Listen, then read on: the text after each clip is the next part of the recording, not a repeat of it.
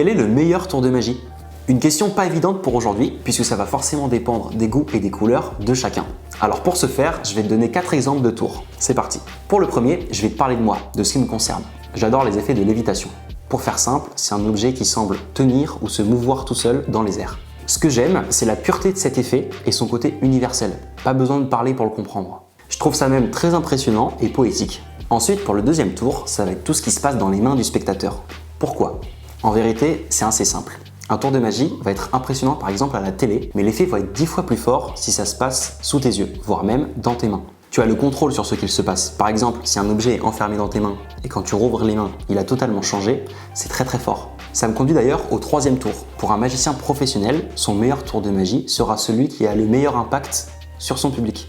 Car en tant que professionnel du divertissement, on ne fait plus seulement de la magie pour nous, mais aussi et surtout pour un public. C'est sur la réaction des gens qu'on va définir si un tour est bien ou non. On teste et après on définit un petit peu nos best-sellers de la magie, ceux qu'on présentera les plus. Et pour finir enfin le quatrième tour, ça va être le tien. N'hésite pas à me dire en commentaire quel tour de magie t'impressionne le plus, ça m'intéresse vraiment. J'espère t'avoir appris quelque chose et si tu cherches quelqu'un pour des animations ou des spectacles, maintenant tu sais qui appeler. Quant à moi, je te dis à très vite.